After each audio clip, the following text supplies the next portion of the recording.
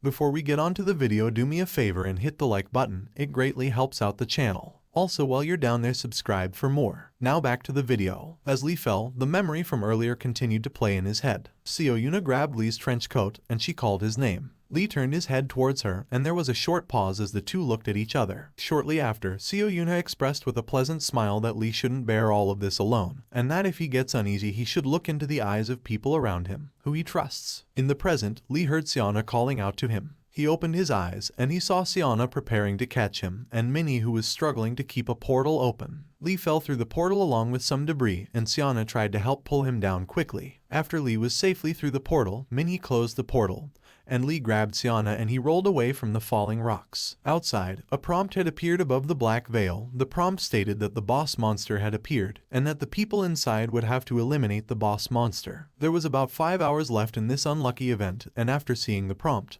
the AMT members started to panic. A soldier approached Kang Seok, and he reported that all media outlets are clamoring for a statement on the appearance of the boss monster, and they wanted to know which measures were being taken. While this was happening, a man was seen hastily approaching Catherine in the background. Kang Seok didn't know what to do. He scratched his head and gritted his teeth. The man that was approaching Catherine addressed her as Seoul Attack Squad's department head, and he whispered in her ears, telling her that the director and the vice president said they wanted him to convey to Catherine that if this is how she was going to do things, then her position as the head of the attack squad won't last long either. This greatly annoyed Catherine. She raised her voice, expressing that these supposed brothers are fucking ambushing her like wild dogs. Because of how loud Catherine was screaming, Kang Seok couldn't help but eavesdrop. Catherine continued on saying that she thought this was a load of crap. They were tearing her apart in unison as if they were waiting for this to happen. As she finished, she noticed that Kang Seok had been eavesdropping, and as their two eyes met, Kang Seok started to glare at her. Catherine asked Kang Seok to stop glaring at her, and she expressed reluctantly that she would call someone who she referred to as him. Catherine took out her phone, and as she made the call she bit her nails, and she questioned why it had to be this person out of all people. As the phone rang, we see that the person she was calling was saved under her contacts as Crazy Dog.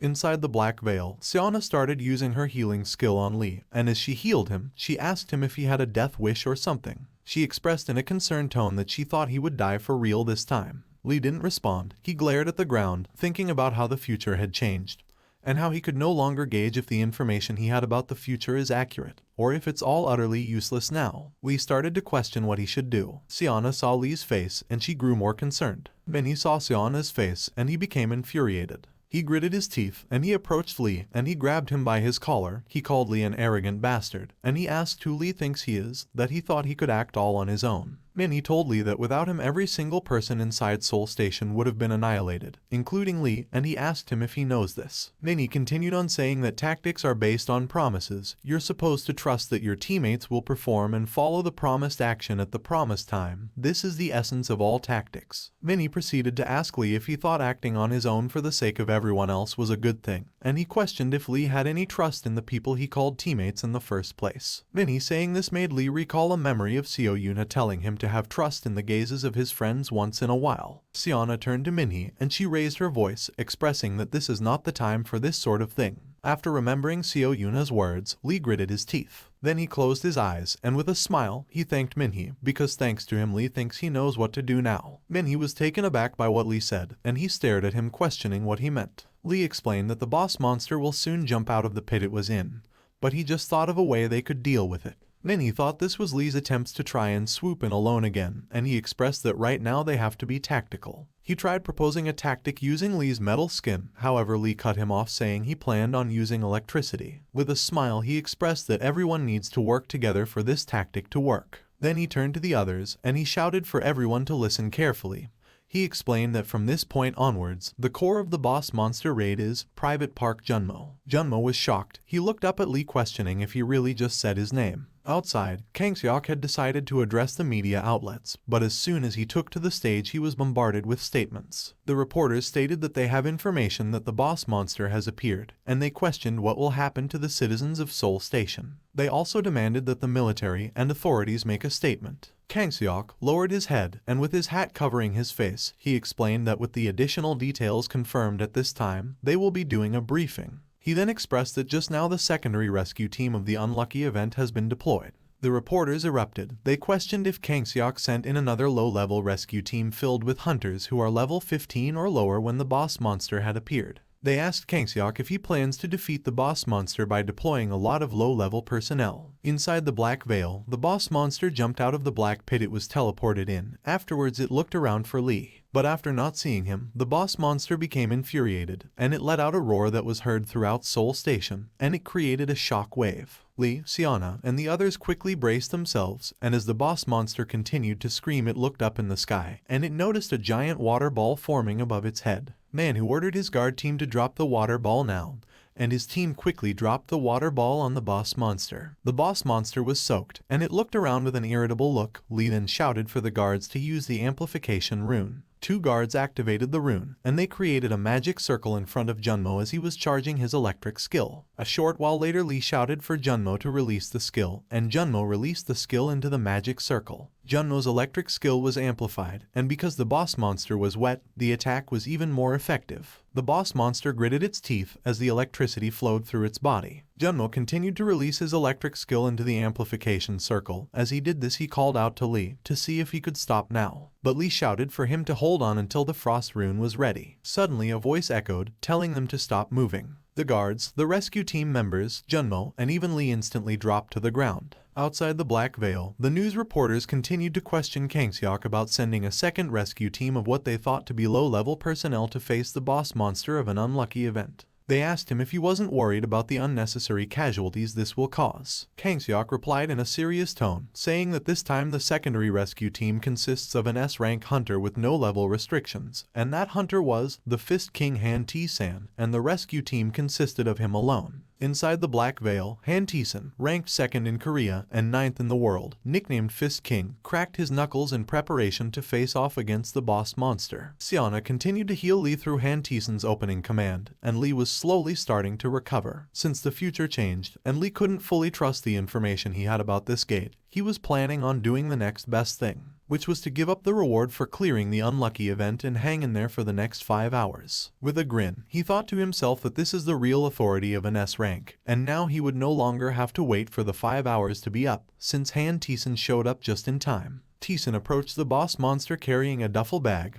He expressed to the others that he would be taking over from now on, and that they could get some rest, or just get lost. They could even go home for all he cared. Lee continued to observe Tae-san closely. In his previous life Tae-san, as an S-rank player without any level restrictions, was able to clear this unlucky event because he was deployed at the last minute. Also, the unlucky event clearing reward led to him being called the undefeatable fighter. The item he got his hands on was a secret item called Manon Makler's secret armor. After getting close to the monster, Tae-san dropped his duffel bag on the ground, and he took out 2 shield-like weapons, and he warned the others that he doesn't like eating on the same table, and if he catches them drooling at his prey, then they're fucking dead. Lee's grin grew, and he thanked Tae-san, because now he wouldn't have to give up on the unlucky event reward. However, as for the item that made Tae-san famous, he would be eating it. He glared at Tae-san with his signature grin, saying he is sorry to tell Tae-san this, but Tae-san was the one at his table, aiming for his prey. The boss monster attacked Tae-san, however Tae-san blocked its attack with ease. With a smile, he made note of the fact that the boss monster seems to know how to fight, and he expressed that he can fight as well. He activated a skill that sent the boss monster flying, and it crashed into a wall. Tae-san's attack created a gust of wind that the guards and the MT members had to brace themselves for. The boss monster quickly recovered from Tae-san's attack. This surprised Tae-san, and he expressed that the monster was sturdier than he expected.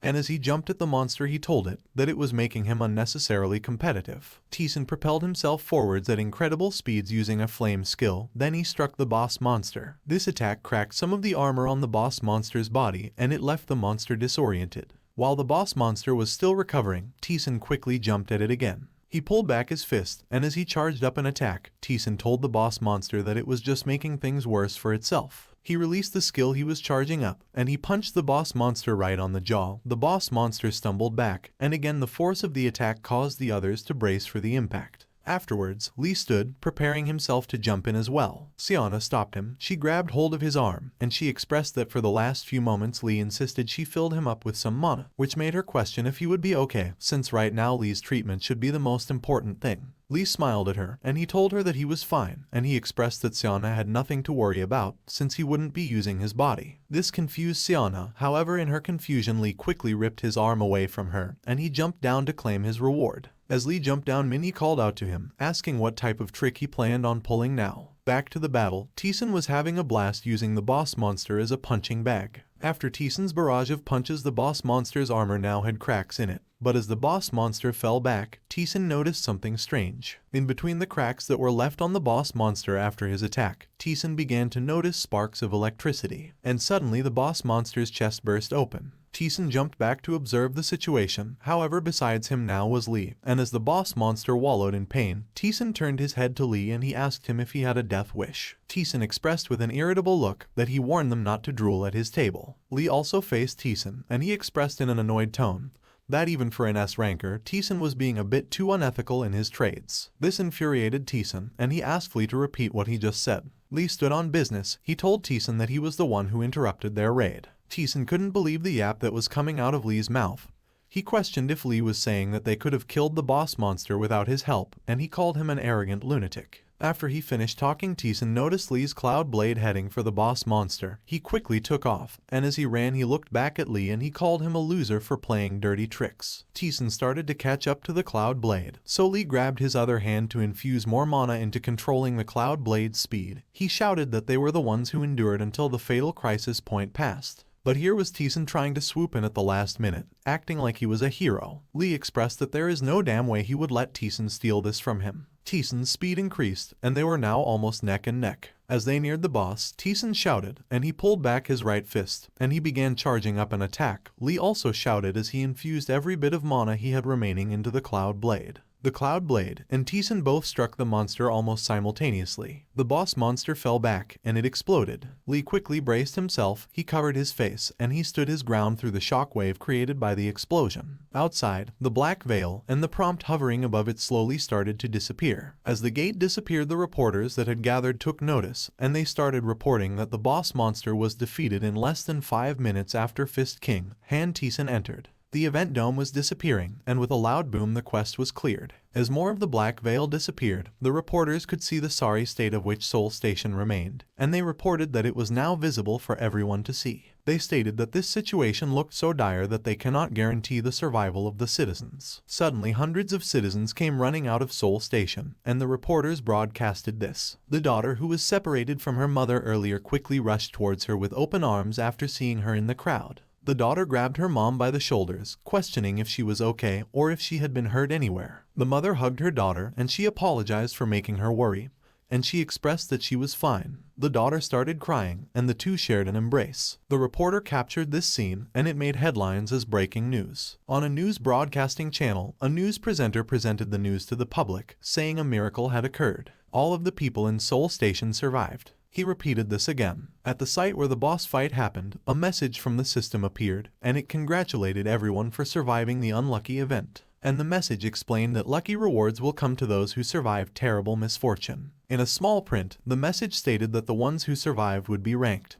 and their rank will be determined by their contribution to the event. Rewards will be awarded accordingly. Teeson received a message from the system congratulating him for ranking second, and it informed him that his lucky reward for assisting in the defeat of the boss monster would be given to him shortly. Teeson glared at the message, infuriated by what he just read. Lee's cloud blade was still stuck in the boss monster. Lee received a message from the system, telling him that an unknown energy is imbuing the cloud blade. The cloud blade was 24% done being imbued. Lee received another message that congratulated him on ranking first, and he was informed that his lucky reward for defeating the boss monster will be given to him shortly. Suddenly, a necklace appeared in front of Lee, and Lee collected the necklace. As soon as the necklace was in hand, Lee received another message congratulating him on obtaining Manon and Makler's secret armor, a hero-grade item with the trait to level up through battle, and when infused with mana it creates a thin layer of transparent armor over the user's skin, making this secret armor good for carrying and storing. Lee gripped the necklace in his hand tightly, and he grinned.